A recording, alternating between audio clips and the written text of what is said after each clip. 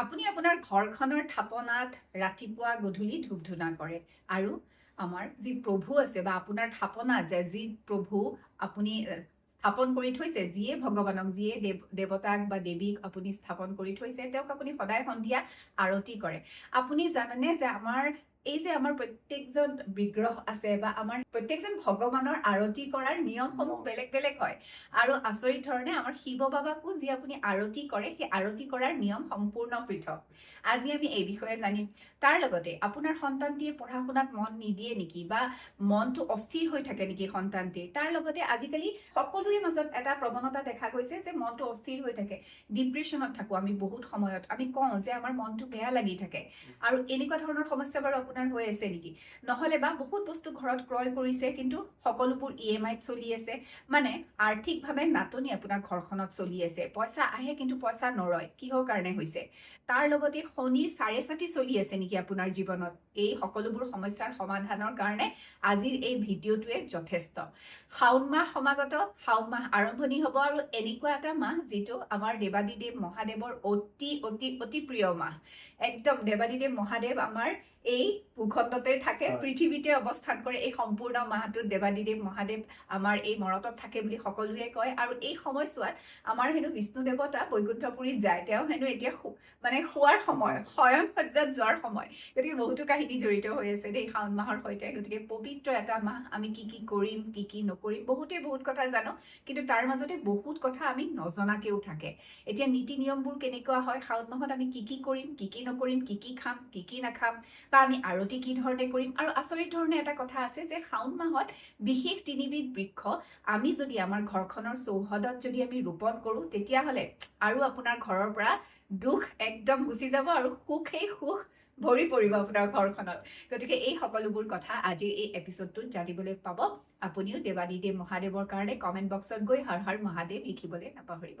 নমস্কাৰ, মোৰ নাম ৰেখা তালুকদাৰ। আজিৰ অনুষ্ঠানটিলৈ স্বাগতম জনাইছোঁ। শাওণ মাহৰ বিশেষত্ব সম্পৰ্কে আজি কথা পাতিম, আৰু এই বিষয়ে বহুতো কথা জনাবলৈ মোৰ সৈতে অনুষ্ঠানটিত থাকিব আপোনালোক সকলোৰে পৰিচিত জ্যোতিষ শাস্ত্ৰ বিশেষজ্ঞ ভৃগু কুমাৰ মিশ্ৰ শাস্ত্ৰী ডাঙৰীয়া। আহক তেওঁৰ সৈতে কথা পাতোঁ। ভৃগু, অনুষ্ঠানটিলৈ স্বাগতম। বহুত কথা কলো, আচলতে কি হয়, শাওণ মাহৰ কথা কবলৈ গ'লে শেষেই নহয়।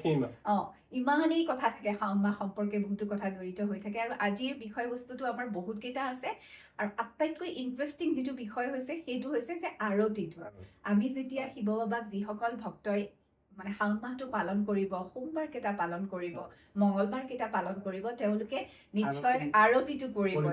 আৰতিটো কি ধৰণে কৰিব? এতিয়া আমি যেতিয়া মন্দিৰত যাওঁ, তাতে আমাৰ দেও থাকে বা আমাৰ পূজাৰীজন থাকে, তেখেতে কৰে। কিন্তু আমি যদি ঘৰতে কৰোঁ, তেতিয়া আমি কেনেধৰণে কৰিম, নহয় জানো? এই সকলোবোৰ কথা জানিব লাগিব। পলম নকৰোঁ। প্ৰথম প্ৰশ্নটো হ'ব মোৰ যে শাওণ মাহ আমাৰ এই মানুহখিনিৰ কাৰণে কিমান কিমান কিমান গুৰুত্বপূৰ্ণ, নহয় জানো? কিহৰ কাৰণে ইমান গুৰুত্বপূৰ্ণ শাওণ মাহটো, বা আমাৰ কাৰণে কি বিশেষ আছে এই শাওণ মাহটোত? ওম নমঃ শিৱায়। শাওণ মাহ বুলি ক'লে আমি সকলোৱে আমাৰ মনত ঠাউকতে এটা নাম আহে যে শিৱ বাবাৰ মাহ। শিৱ হৈছে অতি সহজে সন্তুষ্ট হোৱা দেৱতা। এই শিৱ বাবাৰ যিহেতু শাওণৰ মাহৰ লগত এনেকুৱা এটা গভীৰ তত্ত্ব জড়িত আছে, যিটো তত্ত্ব আমাৰ সৰ্বসাধাৰণ সনাতনী ৰাইজে নিজে বিশ্বাস কৰে, আৰু সেই বিশ্বাস মৰ্মেই বৰ্তমান সময়ত পৃথিৱীখনত এই শাওণৰ মাহত হোৱা যাগ যজ্ঞ তপ ব্ৰত চলি আহিছে। এই শাওণৰ মাহৰ পৰা কিয়নো আমি শিৱ বাবাক ইমান আমি পূজা বা অৰ্চনা কিয় কৰোঁ? গতিকে আমি যদি চাওঁ যে আমাৰ এই শাওণৰ মাহৰ যি একাদশী তিথি, অৰ্থাৎ সেই একাদশীটোক শয়ন একাদশী বুলি জনা যায়। এই শয়ন একাদশী আমাৰ উঠি অহা প্ৰজন্মই বহুতেই নাজানে শয়ন একাদশী কি বা উত্থান একাদশী কি, এইবিলাক নাজানে। এই একাদশীত ভগৱান শ্ৰীবিষ্ণুই শয়নত যাব। আৰু যদিও শয়ন একাদশীত এই বিষ্ণু মানে কোৱা হয়, শয়নত যদি বিষ্ণু যায় তেতিয়াহ'লে কি হ'ব? পৃথিৱীখনটো অন্ধকাৰ হৈ যাব। য'ত ভগৱানৰ স্বয়ং নিদ্ৰাত থাকিব, তেতিয়াহ'লে আমি সাধাৰণ মনুষ্যই কি কৰিম? আমি উশাহ হোৱা আদি নোপোৱা হ'ম। আৰু সেই তেনেকুৱা সময়তে ভগৱান শ্ৰীবিষ্ণুৱে সমস্ত দায়িত্বভাৰ শিৱ বাবাক অৰ্পণ কৰি থৈ তেওঁ নিশ্চিন্ত মনে শয়নত গৈছিল। দায়িত্বভাৰটো মানে শিৱ বাবাক দিলে। যিহেতু বিশ্ব ব্ৰহ্মাণ্ডখনৰ সৃষ্টি, স্থিতি আৰু লয়, এই তিনিটা বস্তুৰ দায়িত্ব ব্ৰহ্মা, বিষ্ণু, মহেশ্বৰৰ ওপৰতে অৰ্পণ কৰা হৈছে। আৰু এই ব্ৰহ্মা, বিষ্ণু, মহেশ্বৰে গোটেই সংসাৰখনৰ জগতৰ জন্ম, মৃত্যু, জৰা, ৰোগ, ব্যাধি সকলো তেখেতসকলৰে নিয়ন্ত্ৰিত।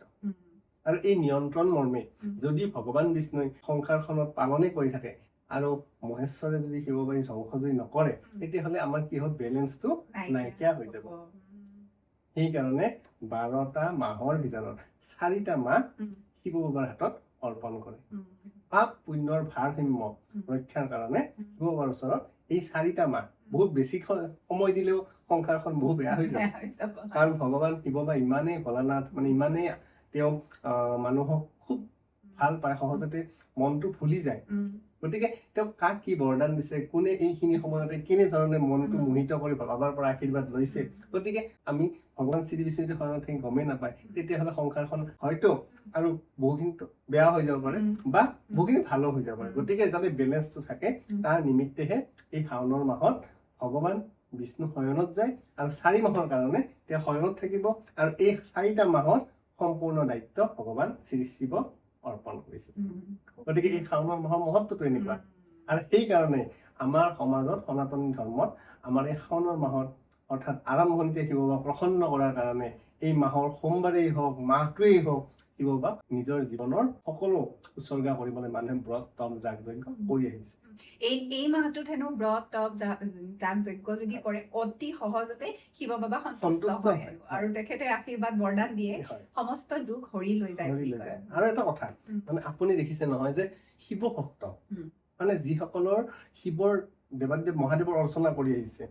যদি তেখেতসকলে সঁচা অন্তৰেৰে ভগৱানক শিৱক আৰাধনা কৰি আহিছে আপুনি যদি চাই যে সেইসকল ব্যক্তিৰ কিন্তু মন বহুত আনন্দিত হৈ থাকে আৰু বিভিন্ন সমস্যাৰ লগত মানে যুঁজিবলৈও কিন্তু সহজে তেখেতসকলে কি হয় শক্তি পায় আমি আপুনি লক্ষ্য কৰি গম পাব যে যিসকলে সম্পূৰ্ণ মাহটোৱে ব্ৰতত আছে মানে এক বিশেষ ধৰণৰ উৰ্জা তেখেতসকলে লাভ কৰে আৰু আপোনাৰ এনেকুৱা এটা হৈছে নহয় যে ধৰক শিৱ বাবাৰ ব্ৰত কৰি আছে তেওঁৰ আগত ধৰক শাওণ মাহৰ আগৰ মাহটোত তেওঁৰ শৰীৰত বিভিন্ন ধৰণৰ বিষ বেমাৰ আছিল বিভিন্ন ৰোগ আছে কিন্তু পিছৰ মাহটোত দেখিব যে শাওণৰ মাহত ব্ৰত যজ্ঞ এইবিলাক কৰিলে খুবেই শিৱৰ অভিষেক কৰিলে তেওঁ দেখিব যে আপোনাৰ তেওঁৰ নেক্সট মাহটোত সুন্দৰভাৱে সুস্থ হৈ উঠিছে এনেকুৱা আমি দেখিবলৈ পাইছো হয় আমি যিহেতু আৰাধনাৰ কথা পাতিয়ে আছো আমি অকনমান পূজা বিধিটোত আমি কৈছিলো যে আৰতি কি ধৰণে কৰিব হয় এতিয়া মহাদেৱক আৰতি কৰা বিভিন্ন উপায় আছে আৰু আৰতি হৈছে যে আমাৰ অন্তৰৰ পৰা নিবেদন কৰা ভক্তি যাক আৰতি বুলি কোৱা হয় অন্তৰৰ পৰা নিবেদিত ভক্তিকে আৰতি বুলি কোৱা হয় সেই অন্তৰৰ নিবেদন কৰা ভক্তি এনেকুৱা হ'ব লাগিব যাতে ভগৱান আৰু মানুহৰ আত্মাৰ মিলন এই হ'ল আৰতি গতিকে আপুনি ৰত হ'ব লাগিব এই সৃষ্টিৰ আৰম্ভণিতে কৈছে যে ভগৱানক যদি আপুনি মন্ত্ৰৰে যদি মানে তেওঁক আপুনি আবাহন কৰিব নাজানে মন্ত্ৰৰে যদি তেওঁক ভুলাব নাজানে তেতিয়াহ'লে আপুনি আৰতিৰে তেওঁক ভুলাব পাৰিব এই শিৱৰ আৰতি কৰিবৰ কাৰণে আমি কি কৰিব লাগিব তেওঁক সেই নিয়মিতভাৱে নিয়ম যিটো আছে সেই নিয়মেৰেহে আৰতি কৰিলে আমি ফল পাম কেনেকুৱা নিয়মটো এতিয়া প্ৰথম কথা আপুনি চকু মুদিলে ভাবি লওক আপোনাৰ সন্মুখত শিৱ বাবা আছে আপুনি চকু মুদাৰ লগে লগে আপুনি কি দেখিছে দেখিব যে তেওঁৰ মূৰত আছে একেবাৰে মূৰত আছে চন্দ্ৰ প্ৰথম মনলৈ সেইটোৱে আহিব যে জটাৰ ওপৰত তেওঁৰ চন্দ্ৰ অৰ্ধচন্দ্ৰ হয়নে সেই অৰ্ধচন্দ্ৰ আৰু সেই অৰ্ধচন্দ্ৰকে সাক্ষী কৰি সোমবাৰ চন্দ্ৰ আৰু সোম তাত্বিক কথাটো এইটো যে চন্দ্ৰ আৰু সোম গতিকে মূৰত লৈছে চন্দ্ৰ আৰু চন্দ্ৰক কোৱা হয় সোম অৰ্থাৎ সোমবাৰে সেইকাৰণে শিৱ পূজা কৰা হয় চাওকচোন কেনেকুৱা এটা কথা সোমবাৰে শিৱ পূজা কৰি আমি ফল লাভ কৰিব আৰু আপুনিওতো আপোনাৰ ভিডিঅ'খিনিত কৈয়ে আছে যে সোমবাৰে এনেকুৱা কৰক তেনেকুৱা কৰক সোমবাৰে গতিকে সোমবাৰে কৰিলে কি হয় মঙলবাৰে কৰিলে কিয় নহয় একদম বৰ সুন্দৰ কথা কয় সোমবাৰৰে ইমান গুৰুত্ব আছে শাওণ মাহৰটো গোটেইকেইটা দিনে মই মঙলবাৰেও কৰিব পাৰো বুধবাৰেও কৰিব পাৰো বুলি কয় বৃহস্পতিবাৰেও কৰিব পাৰো বিশেষ সোমবাৰেনো কিয় কৰিব লাগে গতিকে সোমবাৰে এই কাৰণে কৰিব লাগে যে মহাদেৱৰ আৰম্ভণি অৰ্থাৎ মস্তকৰ আদিতেই আছে চন্দ্ৰ আৰু যাক চন্দ্ৰ অৰ্থাৎ চন্দ্ৰ গ্ৰহই হওক বা চন্দ্ৰ দেৱতাই হওক সেই চন্দ্ৰ সোমবাৰে দিনটোক আমি সোমবাৰ হিচাপে নিৰ্ধাৰণ কৰা হৈছে চন্দ্ৰৰ কাৰণে বিশেষ দিন হৈছে সোমবাৰ গতিকে সেই সোমবাৰটো মহাদেৱ শিৱৰ খুব অতি প্ৰিয় গতিকে এই তাত্বিক কথাটো দেখিছেনে কেনেকুৱা এটা মিল আছে সোমবাৰে সেইকাৰণে আপুনি শাওণৰ গোটেই মাহটোত ব্ৰত কৰিতো ফল নিশ্চয় পাব যিসকলে কৰিব নোৱাৰে এই যে 5টা সোমবাৰ পৰিছে এই সোমবাৰ কেইটাত তেওঁ যদি কৰে তেওঁ ফল তেনেকুৱা ধৰণে কৰিব পাৰে আৰতিটো কেনেকে কৰিম হয়। এতিয়া এই বস্তু আহি আছে এই মানে চিষ্টেমত আহিব বস্তুটো গতিকে মহাদেৱক আৰাধনা কৰাৰ কথাটো সেইকাৰণে আহিছে যে সোমবাৰৰ লগত তাত্বিক কথাটো আহিছে তেওঁ সোমবাৰৰ চন্দ্ৰৰ লগত কথাটো আহিলে আচলতে চন্দ্ৰৰ লগত আহিছে আৰতি আৰতি আপুনি কিহেৰে দিব কিহেৰে দিম এতিয়া আৰতি ধূপেৰে দিব চাকিৰে দিব নে আপোনাৰ আম পাতেৰে দিব নে বস্ত্ৰৰে দিব সকলোৰে দিব পাৰি আৰতি শিৱ বাবাক আৰতি সকলো ধৰণৰ সামগ্ৰী দিব পাৰি গতিকে মহাদেৱৰ আৰম্ভণি হ'ল কি প্ৰথমতে চৰণ আপুনি চৰণত তেওঁক 3বাৰ অৰ্ধচন্দ্ৰ যেনেকে থাকে তেওঁক আৰতি সদায় অৰ্ধচন্দ্ৰৰে কৰিব লাগে প্ৰথম আৰম্ভ হ'ব চৰণত তাৰপিছত হ'ব নাভি তাৰপিছত হ'ব পেটত তাৰপিছত হৃদয়ত তাৰে পিছত আপোনাৰ মস্তকত মুখমণ্ডলত গতিকে সেই যে আৰতি কৰিব তেওঁ সদায় অৰ্ধচন্দ্ৰ আকৃতিত কৰিব লাগিব মানে আপুনি হাতখন ইফালে ঘূৰাব সেইটো দি অৰ্ধচন্দ্ৰ আকাৰ দিব লাগিব গতিকে মহাদেৱক সন্তুষ্ট কৰিবলৈ অৰ্ধচন্দ্ৰৰে তেখেতক ধূপ দীপ নৈবেদ্যৰে আপোনালোকে আৰতি কৰিব হয় এতিয়া আমি আহোঁ বৰ সুন্দৰ কথা আমি জানিলো ইণ্টাৰেষ্টিং হৈ আছে এতিয়া বিষয়টো এতিয়া আমি আহোঁ যে শাওণ মাহতো আমাক বহুতে কয় যে বহুত বস্তু খাব লাগে বহুত কাম কৰিব লাগে বহুত কাম কৰিব নালাগে কি কি খাব লাগে কি কি খাব নালাগে এতিয়া আপুনি বিশেষকৈ যে আমি এতিয়া সাধাৰণতে মানে যিখিনি কথা উল্লেখ থাকে শাস্ত্ৰত আমি সেই গোটেইখিনিতো মানে সম্পূৰ্ণভাৱে কৰাটো সম্ভৱ নহয় এতিয়া আমি যদি ধৰক এতিয়া সাধাৰণতে মই অফিচ যোৱা মানুহ হওঁ বা কাম কাজি যদি মানুহ হওঁ তেতিয়াহ'লে আমাৰ নিয়মবিলাক কেনেকুৱা হ'ব লাগে বা আমি কি কি কাম কৰিব নালাগে কি কি কাম কৰিব লাগে বা শুভ হয় আমাৰ কাৰণে হয় প্ৰথমতে হ'ল আমি কলিযুগৰ মনুষ্য হয়নে গতিকে কলিযুগৰ মনুষ্যৰ সকলো কাৰ্য কৰিবলৈ ক্ষমতা নাই আমাৰ ক্ষমতাসমূহ সীমিত হৈ আহিছে আৰু কমি আহিছে আমাৰ সেইকাৰণে ভগৱানক প্ৰাপ্তি অৰ্থাৎ ভগৱান সন্তুষ্ট কৰিবৰ কাৰণেও আমাৰ বেদসমূহেও কিছু কিছু পৰিমাণে শিথিল নিয়মো বনাই থৈ গৈছিল যেনেকুৱা ধৰণৰ আপোনাৰ জীৱনত বা মোৰ জীৱনত বা গোটেই বিশ্বৰ মানৱ জীৱনত বিভিন্ন সমস্যা আছে আৰু সেই সমস্যাসমূহ নোহোৱা কৰিবৰ কাৰণে আমি এই শাওণৰ মাহটো বিশেষভাৱে আমি পূজা কৰোঁ দেৱ দেৱতাৰ পূজা কৰোঁ বিশেষভাৱে মহাদেৱৰ পূজা কৰোঁ গতিকে এই মহাদেৱৰ পূজা অৰ্থাৎ শিৱৰ পূজা শিৱ দেৱতাৰ পূজা এই পূজাসমূহ কৰাৰ পিছতে আমি কি হয় আমি শান্তি লাভ কৰোঁ আৰু এই শান্তি লাভ কৰিবৰ কাৰণেও আমাৰ এষ্ট্ৰলজি অৰ্থাৎ জ্যোতিষ শাস্ত্ৰ এই জ্যোতিষ শাস্ত্ৰত যিহেতু শিৱৰ এইখন জ্যোতি থাৰ্ড আই নেত্ৰ যাক কোৱা হয় যে অন্ধকাৰত যেতিয়া মানুহে ৰাস্তা দেখা নাপাইছিল অন্ধকাৰ পৃথিৱীখন গোটেই বিশ্বব্ৰহ্মাণ্ড অন্ধকাৰ হৈ আছিল তেতিয়া শিৱ বাবাৰ সেই জ্যোতিষ শাস্ত্ৰৰ লাখুটিডালেৰে বস্তুবোৰ দেখুৱাই দিছিল গতিকে এই কাৰণে জ্যোতিষ শাস্ত্ৰৰ মাহাত্ম্য বহুত বেছি আছে কাৰণ শিৱ বিষয়ে আলোচনা কৰিবৰ কাৰণে বহু এটা ডাঙৰ বিষয়টো এনেকুৱা ডাঙৰ যে আপোনাৰ যিটো কুৱেশ্যন সেই কুৱেশ্যনটো কৰবাতে থাকিব আমি এনেকুৱা এটা গতিত যাম আলোচনাটো কৰি থাকিম যে জ্যোতিষ শাস্ত্ৰৰ লগত দান বৰঙণি নিশ্চয় জড়িত আছে মানুহৰ শান্তি লাভৰ কাৰণে মানসিক শান্তি হওক চাকৰিৰ উন্নতি হওক বা তেওঁৰ শনিৰ চাৰে চাতিয়ে হওক বা ধনৰ অভাৱ এই গোটেইকেইটাৰ এই গোটেইবোৰ মানুহৰ জীৱনৰ লগতে জড়িত আপোনাৰ নিশ্চয় ধাৰ আছে আপোনাৰ ঘৰৰ ল'ৰা ছোৱালীৰ পঢ়াত মনোযোগ নাইকিয়া হৈছে এইবিলাক সমস্যা হৈ আছে আৰু এইসমূহ সমস্যা সমাধানৰ কাৰণে উপায় হৈছে আপোনাৰ জ্যোতিষ শাস্ত্ৰ আৰু জ্যোতিষ শাস্ত্ৰ আহিছে শিৱৰ থাৰ্ড আইৰ জৰিয়তে শিৱ বাবাহে জ্ঞান দিছে আৰু সেইকাৰণে আমি শাওণৰ মাহত এই বিষয়টো আলোচনা কৰিছো আপোনাৰ ল'ৰা ছোৱালীৰ পঢ়াত অমনোযোগিতা আপোনাৰ মানসিকভাৱে মানে ভাৰসাম্য হয় মানে কেতিয়াবা চিন্তা কৰি আপুনি ভাগৰি গৈছে হাই প্ৰেছাৰ ল' প্ৰেছাৰ এইসমূহ হৈছে গতিকে আপোনালোকৰ যদি এনেকুৱা সমস্যা আছে এই শাওণৰ মাহতেই আপোনালোকে সমস্যাটোৰ সমাধান পাব পাৰে কি কৰিম এতিয়া গতিকে এই সমস্যাৰ সমাধান কৰিবলৈ আপোনালোকে দান কৰক কি দান কৰিব বগা সামগ্ৰী অৰ্থাৎ বগা বস্তু বগা সামগ্ৰী আমি সোমবাৰে দান কৰিম সোমবাৰে দান কৰিব পাৰে যদি সোমবাৰে আপোনাৰ কিবা কাৰণত আপোনাৰ মহিলাৰ বিশেষভাৱে অসুবিধা হ'ব পাৰে এনেকুৱা ধৰণৰ সমস্যা হ'লে আপুনি বাকীকেইটা বাৰতো কৰিব পাৰে বা সোমবাৰসমূহ কৰিলে বিশেষভাৱে আপোনালোকে ফল লাভ কৰিব বিশেষ পাঁচটা যিহেতু সোমবাৰ পৰিছে 5টা সোমবাৰে আপোনালোকে অলপ অলপ এনেকুৱা ধৰণৰ সামগ্ৰী দান কৰিবলৈ যত্ন কৰিলে নিশ্চয় বিশ্বাস আৰু আস্থাৰে কৰিলে নিশ্চয় ফল পোৱাটো ধুৰুপ বুলি কৈছে মানে মানে এইটো আপোনাৰ সত্যত পৰিণত হ'ব এতিয়া আপুনি বগা বস্তুৰ কথা ক'লে বগা বস্তু দান কৰিলে কি ধৰণৰ ফল প্ৰাপ্তি হ'ব এতিয়া বগা বস্তু আমি বগা বস্তুটো সময় দান দিবই লাগিব যেনে ধৰক আপুনি গাখীৰ গাখীৰ ক'ত দিছে মহাদেৱক দিছে মহাদেৱে গাখীৰ ভাল পায় বগা বস্তু খুব ভাল পায় আপুনি শিৱলিংগত অৰ্পণ কৰিব পাৰে তাৰ লগতে আপুনি যিসকল ব্যক্তিয়ে দুখীয়া বা অন্নৰ অভাৱত আছে সেইসমূহক লোকক এইসমূহ দান দিব পাৰে আৰু এই দানে আপোনাৰ কি কৰিব পাৰিব আপোনাৰ ল'ৰা ছোৱালী পঢ়া শুনা কৰি থকা ল'ৰা ছোৱালীসমূহৰ কি কৰিব মন ষ্টেবল কৰিব স্থিৰ কৰিব গাখীৰটো যিহেতু মানে মনৰ লগত জড়িত কাৰণ কোৱা হয় যে ৱাটাৰ এলিমেন্টৰ বস্তুবিলাক মানে চন্দ্ৰৰ লগত জড়িত চন্দ্ৰটো মন হয় গতিকে সেইকাৰণে সেইটোৰ লগতে চাগে সেইটো কৰি পেলাই সামঞ্জস্য ৰাখি পেলাই কথাটো হেৰি কৰা গতিকে আৰু চাউল বগা বস্তু এটা আছে চাউল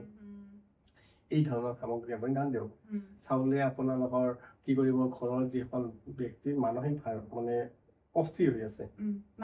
মানসিক অস্থিৰ যাৰ টেনচনটো বেছি হৈ হাই প্ৰেছাৰ হৈছে ল' প্ৰেছাৰ হৈছে মানে এনেকুৱা ধৰণৰ সমস্যাসমূহ আছে সেই ব্যক্তিসকলৰ কাৰণে কিন্তু অত্যন্ত লাভদায়ক সামগ্ৰী আপুনি তেনেকুৱা গাখীৰ চাউল এইসমূহ বা অন্ন বনাই মিঠাই বগা মিঠাই আপোনালোকে নিশ্চয় খুৱাবলৈ যত্ন কৰিব আপোনালোকৰ এই ধৰণৰ সামগ্ৰীসমূহ দান কৰিব যত্ন কৰিব লগতে এটা বিশেষ কথা আপোনালোকে মনত ৰাখিব যে যি দান দিয়ে সেই দান দিয়া সামগ্ৰীবিধ এই দিনটোত বিশেষ দিনটোত দান দিয়া দিনটোত আপোনালোকে ত্যাগ কৰাটো উচিত গতিকে আপোনালোকে যত্ন কৰিব যাতে দান দিয়া সামগ্ৰীসমূহ সিদিনাখন আপোনালোকে নোখোৱাকৈ থাকে গতিকে এই দানেহে সেইকাৰণে নিস্বাৰ্থ দান হ'ব লাগে যি দান আপোনাৰ অন্তৰৰ পৰা কি হ'ব স্বাৰ্থবিহীনভাৱে অৰ্থাৎ তাত কোনো লোভ বা আপোনাৰ কোনো ধৰণৰ মোহ থাকিব নোৱাৰিব সেই দানে আপোনালোকৰ যি মনৰ কামনা সেইসমূহ পূৰণ কৰিব পাৰিব হয় এতিয়া আমি আহো যে আপুনি যিটো ক'লে যে অৰ্থ যদি লাভৰ ক্ষেত্ৰত বা এতিয়া জীৱনটোত মানে ইমানেই মানে আমি ঋণৰ বোজাত আছো প্ৰত্যেকটো বস্তু EMI-তে চলি আছে জীৱনটোৱে EMI-ত চলি আছে গতিকে সেনেকুৱা ধৰণৰ যদি সমস্যা হৈ আছে মোবাইলৰ EMI মানে ফ্ৰিজৰ পৰা আপোনাৰ গাড়ীখনৰ পৰা AC-ৰ পৰা মানে পঢ়াৰ এতিয়াতো মানে আমাৰ শিক্ষা দীক্ষাও EMI-তে চলি আছে গতিকে সেইসমূহ সমস্যাৰ পৰা সম্পূৰ্ণৰূপে হাত সাৰিবৰ কাৰণে কি কৰিব লাগিব কেনেকুৱা ধৰণৰ দান দিব লাগিব এই দানৰ এই যে বিশেষ সমস্যাসমূহৰ কাৰণে দানৰ ব্যৱস্থা আছে যিটো দান আপুনি সহজতে কিনিব পাৰে সহজতে দিব পাৰে সেইটো হৈছে নিমখ দানে আপোনাৰ ঘৰত ধনৰ অভাৱ নাইকিয়া কৰিব ধন যদি আপোনাৰ অপচয় হৈ আছে ধন যদি আপোনাৰ নষ্ট হৈ আছে বা ধনৰ আপুনি ইনকাম কৰিছে ঠিকেই বহু টকা অৰ্জন কৰিছে কিন্তু আপুনি হাতত আৰ্জিত ধন ৰাখিব পৰা নাই অযথা নষ্ট পইচা নাথাকে গতিকে এই ধৰণৰ যি সমস্যা এই সমস্যাৰ সমাধান আপুনি কৰিব পাৰে যে 5টা সোমবাৰে আপুনি নিমখ 10জন মানুহক দান গতিকে এই 10জন মানুহে আপোনাৰ যে নিমখ তেখেতে গ্ৰহণ কৰিব তাৰ পৰা আপোনালোকৰ এই ধনৰ অভাৱ নাইকিয়া হৈছে আৰু শনিৰ আপুনি 4.5 কথা কৈছে যিসকলৰ জীৱনত শনিৰ 4.5 চলি আছে মোৰ জীৱনত চলি আছে মোৰ কাৰণে কি হ'ব আপুনি বিশেষভাৱে এটা কাম কৰিব লাগিব আপুনি সোমবাৰে ব্ৰতত থাকিলেই আৰু সিদিনাখনে আপুনি তিল দান দিয়ক মোৰ দৰে যিসকলে আছে শনি 4.5 চলি আছে আপোনালোকে তিল দান দিব মানে কলা বস্তু দান দিব হয় কলা বস্ত্ৰ দান দিব আৰু এটা বিশেষ কথা যে এই শাওনৰ মাহত আপোনালোকে কিন্তু কলা বস্ত্ৰ পৰিধান নকৰে শাওনৰ মাহত কলা বস্ত্ৰ পৰিধান কৰিলে মহাদেৱে অসন্তুষ্ট হয় গতিকে বস্ত্ৰৰ লগতো কিন্তু বহু কথা আছে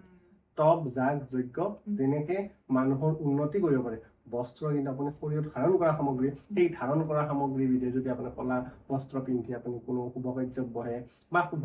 যিকোনো কাৰ্য বা দেৱতাক পূজা কৰিবলৈ আগবাঢ়ে তেতিয়াহ'লে সেই কাৰ্য কিন্তু সিদ্ধি নহ'ব সেইকাৰণে বিশেষভাৱে মন কৰিবলগীয়া হ'ল কি আপোনালোকে এই শাওনৰ মাহত বিশেষকৈ কলা বস্ত্ৰ ধাৰণ নকৰিব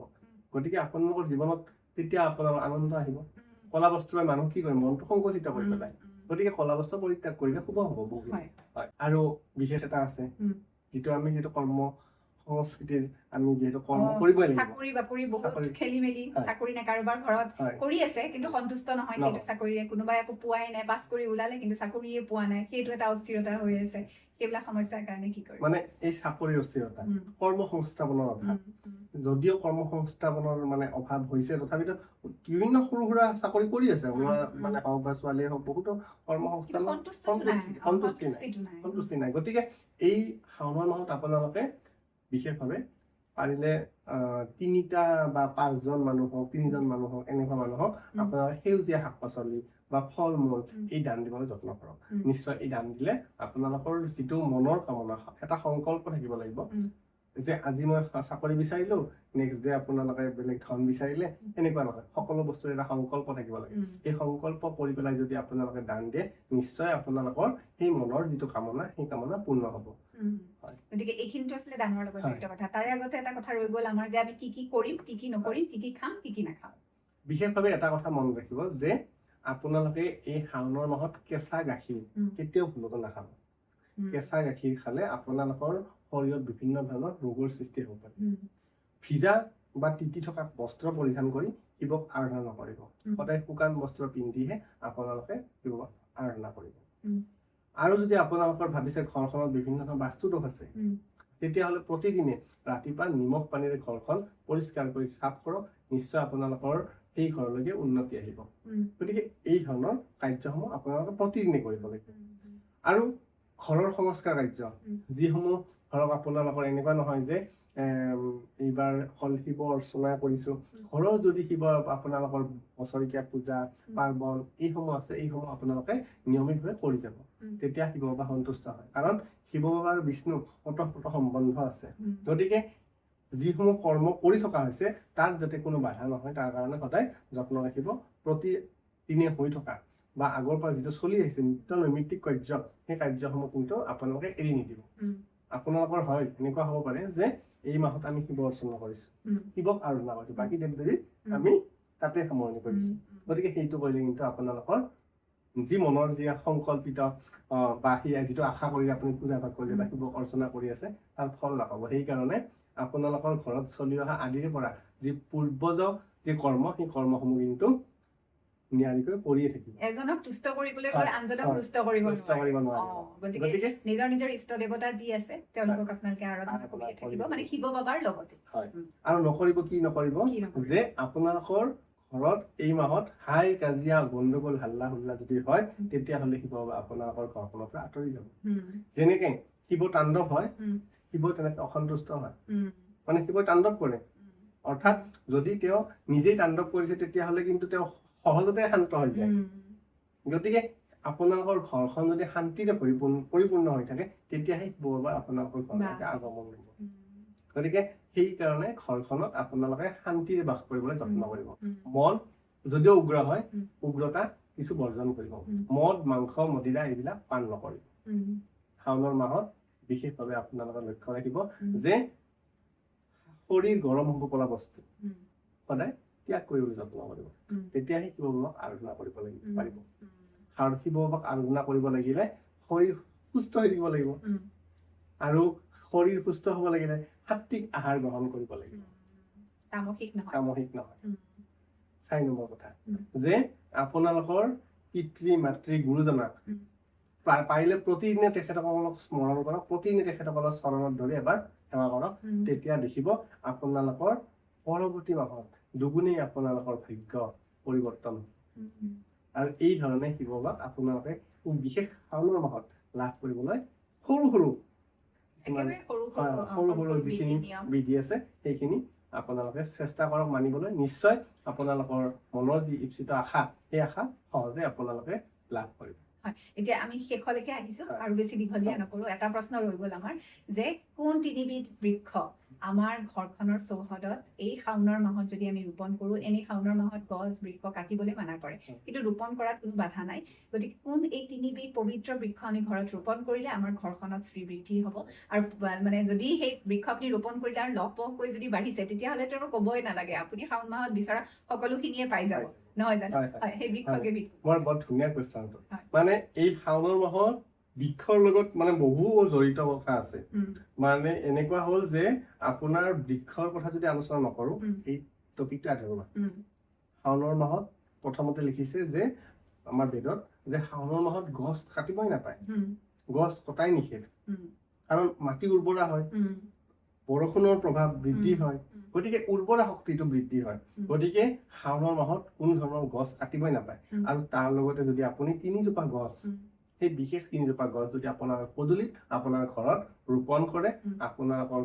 যি সমস্যাসমূহ আছে উম। সেইবোৰ লাহে লাহে আঁতৰি যাব। গতিকে এই ধৰণৰ গছ পুলি, যিটো গছ পুলি হৈছে আপোনাৰ প্ৰথমতে আমি ক'ব লাগিব তুলসী হৈছে বিষ্ণু।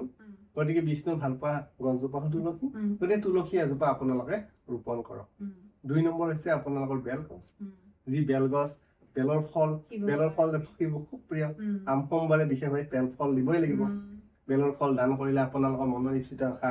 পূৰণ হ'ব। হয়, গতিকে বেলৰ গছ এজোপা আপোনালোকে ৰোপণ কৰক। বেল গছ ৰোপণ কৰিলে শিৱ বাবাই অনায়াসে আপোনালোকক আশীৰ্বাদ প্ৰদান কৰিব। হয়, আৰু 3 নম্বৰ গছ, আৰু 3 নম্বৰটো এনেকুৱা এটা গছ যিটো মানে বিষ্ণু শিৱ দুয়োৰে বসত, দুগৰাকী দেৱতাৰে বসত। দুগৰাকী দেৱতাই তাত বাস কৰে, খুব ভাল পায়, ৰোগ ব্যাধি হৰণ কৰে শৰীৰৰ পৰা। আৰু গছ আৰু মানুহৰ মাজত ওতঃপ্ৰোত সম্বন্ধ আছে। গতিকে এই সম্পৰ্কবিধৰ ৰক্ষা কৰিবৰ কাৰণে আপুনি আহঁত গছৰ পুলি আপুনি ৰোপণ কৰক।